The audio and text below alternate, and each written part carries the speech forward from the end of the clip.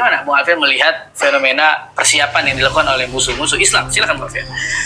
Saya ingin memberikan kata kunci. Bung kameramen dengan tegas menyebut kata musuh-musuh Islam. Padahal ketiga nama yang disebut itu agamanya Islam semua. Nah, untuk pemirsa, saya ingin memberikan satu alasan kenapa seorang Bung kameramen sampai menyebut kalimat itu. Karena memang keberadaan kepemimpinan yang muncul dalam era di negeri kita sejak zaman Soekarno sampai hari ini, kita memang tidak pernah merasakan pemimpin yang memberikan sentuhan-sentuhan yang penuh dengan ruhul diniyah, ruhul islamiyah, dan ruhul mawaddah warahmah dalam konteks keluarga bangsa, keluarga negara, keluarga Indonesia. Dan ini penting saya perdengarkan. Jadi kembali kepada sehubungan dengan munculnya Ridwan Kamil yang rumahnya sudah mulai dilakukan proses penelitian atau penyelidikan atau inspeksi atau bentuk, ya kalau bahasa saya diobrak-abrik oleh KPK untuk mendapatkan apa dan bagaimana. Dan orang yang bernama Deddy Mulyadi, kemenangan orang ini jadi gubernur Jawa Barat ditengarai bahwa memang dia melakukan persiapan sejak dia menjadi wali kota Purwakarta 10 tahun yang lalu, sehingga dia punya kerja kurang lebih 10 tahun efektif untuk membangun basis-basis dukungan, jaringan segala macam. Nah, untuk Gibran ini sangat berbahaya. Saya yang menguasai perjalanan sejarah perjuangan politik umat Islam, Gibran memang disiapkan dengan cara-cara yang menurut saya tidak bisa dilihat sambil lalu. Pertama, munculnya the next president yang diawali dengan posisi dia sebagai wali kota Solo, yang kemudian ternyata sepengetahuan saya dia mempunyai 3-7 konsultan politik yang berkaliber internasional untuk menata dia untuk muncul sebagai orang yang seolah-olah hanya only one choice, hanya dia saja yang layak jadi presiden.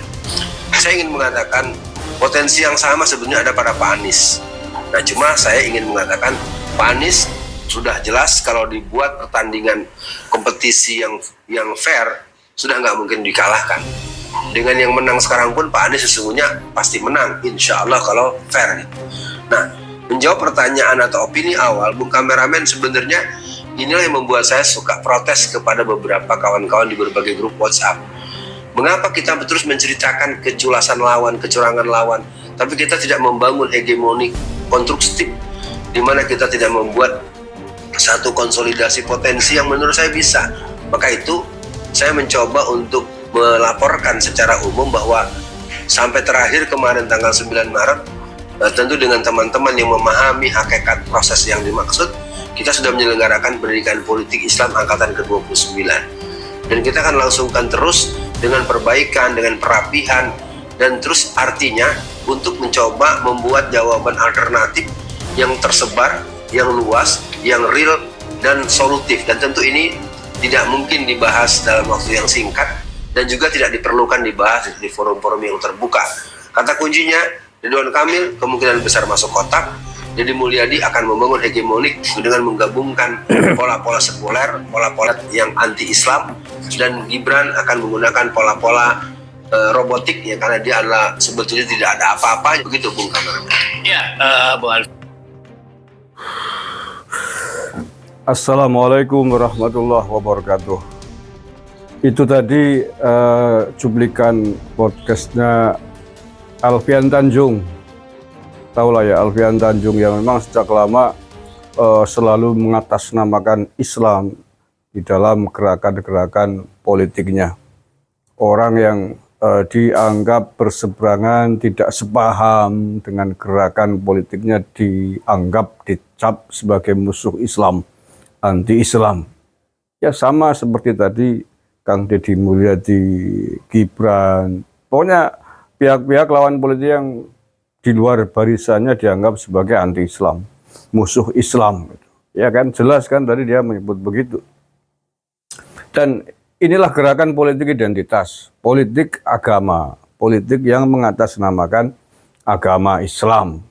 Padahal sama sekali tidak mewakili sikap politik umat Islam secara mayoritas di Indonesia. Dia hanya mewakili Islam dalam kelompoknya, Islam sesuai versi kelompoknya dia. yakni Islam intoleran. Karena sikap-sikapnya tadi itu. Menganggap lawan politiknya ya Deddy Mulyadi dianggap sebagai musuh Islam, sebagai anti-Islam. Bahkan dia tadi mengatakan, selama puluhan tahun sejak pasca era Bung Karno, katanya Indonesia dipimpin oleh pemimpin, oleh kebijakan pemerintah yang keluar dari ruhul Islam, yang tidak Islami lah, intinya begitu. Ini kan pola otak yang tidak berpikir, pola otak yang dangkal. Bahkan menurut saya adalah politisi yang mengatasnamakan Islam yang tidak bisa bersyukur, yang tidak pandai mensyukuri atas apa yang ada di Nusantara ini.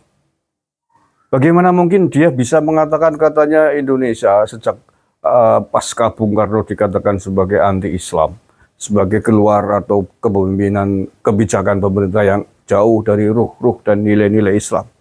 Itu kan orang yang otaknya nggak dipakai. Otaknya kropos, lengop cara wong Banyumas.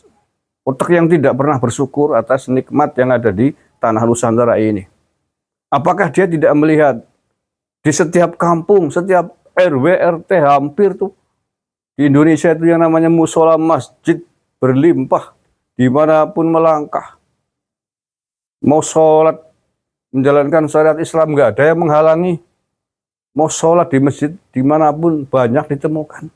Kecuali pemerintah Indonesia membuat peraturan, kebijakan, melarang membangun masjid, melarang membangun musola, melarang umat Islam menjalankan syariat Islam dengan baik.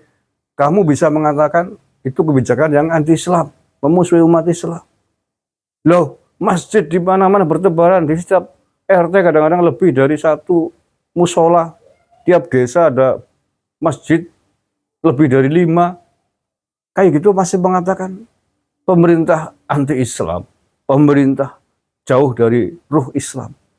Ini otaknya Alfian Tanjung, otak yang tidak pandai bersyukur. Udah pernah dipenjara deh dengan statementnya yang model-model begini. Oh ya nggak kapok-kapok, masih memprovokasi terus begini, menyulut kebencian kepada umat Islam yang tidak tahu, umat Islam yang nggak paham. Seolah-olah pemerintah kita itu anti-Islam. Pak Jokowi 10 tahun terakhir, berapa ratus pesantren yang telah beliau bangun, berapa masjid yang beliau bangun. Pemerintah memfasilitasi naik haji.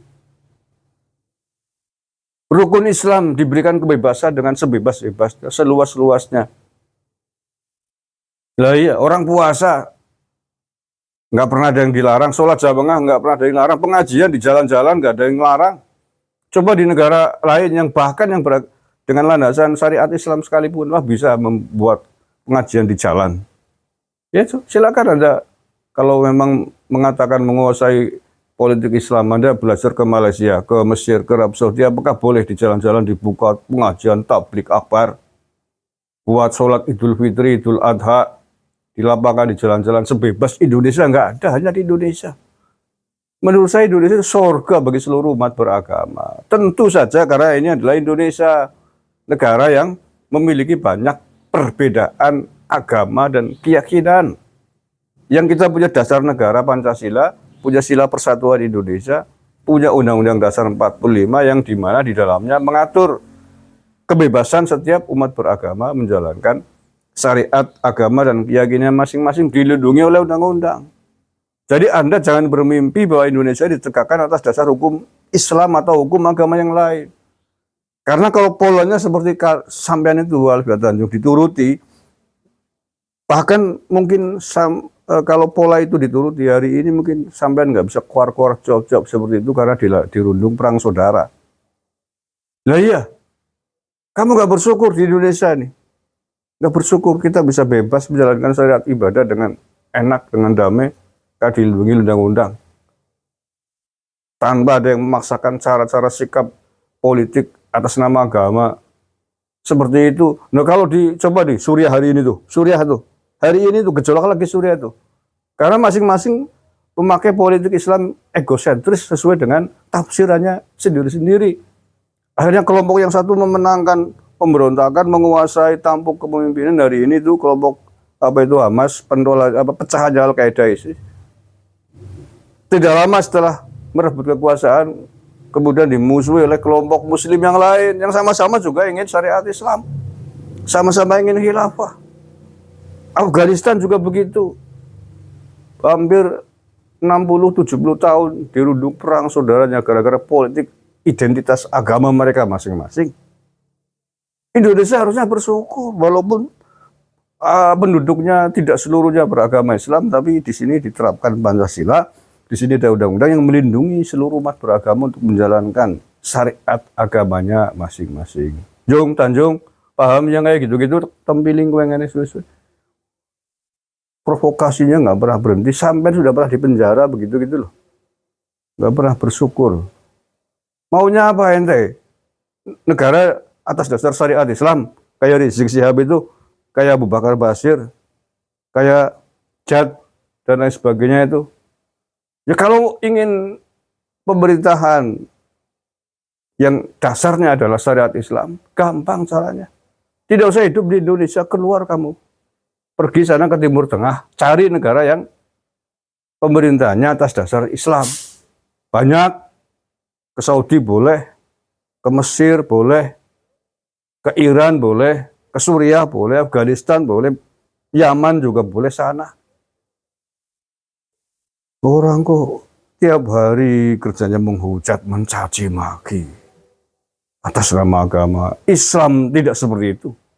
Alfian Tanjung, Islam tidak seperti yang sampean keluarkan melalui cocotnya sampean itu. Tidak sesempit cocotmu itu ngomong kayak gitu loh. Islam itu rahmatan lil alamin, melindungi semua umat manusia. Walaupun beda agama, beda keyakinan, soal nanti masuk surga neraka itu urusan otoritas yang maha kuasa yang menciptakan surga dan neraka. Apa kamu yakin masuk surga, Jung Tanjung? Kamu yakin punya kapling di surga apa dengan sikap-sikapmu itu? Tempiling sisan gawe.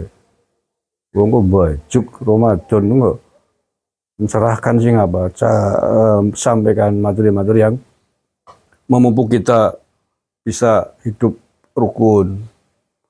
Kita hidup damai bersama, mensyukuri nikmat, termasuk nikmat di dalam berbangsa dan bernegara. Nikmat hidup di Indonesia, walaupun kita terdiri dari banyak suku, banyak agama, banyak budaya, tapi kita bisa berangkulan hidup bersama-sama di Indonesia dengan rukun dan damai.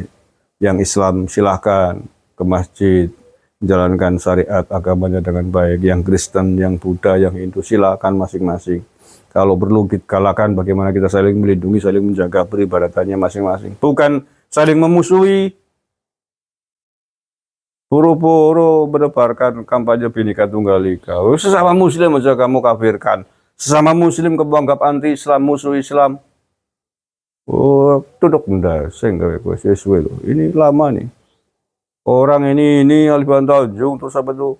Jenggot gambreng si Andri Kurniawan itu. Orang kalau sudah di luar kelompoknya dianggap PKI. PKI ini dua orang nih, Alfian Tanjung sama si Andrian Gambreng itu. Andri Kurnianto apa Kurniawan itu, yang Jawa Timur Malang itu.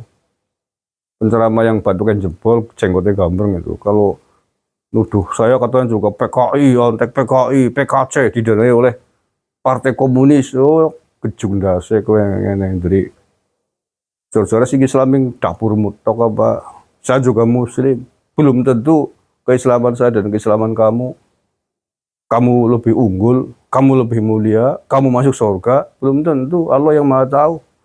Yang bisa kita lakukan adalah bagaimana bersama-sama beragama dengan baik sesuai dengan keyakinan kita masing-masing. Nah, karena kita hidup di Indonesia, negara yang melindungi semua agama, ya mari kita kembangkan sikap toleransi, sikap saling hormat menghormati, sikap saling melindungi sehingga kemudian bisa tercipta kerukunan antar umat beragama, antar sesama warga Indonesia walaupun beda agama dan keyakinan. Nah, setelah itu kedamaian bisa kita wujudkan.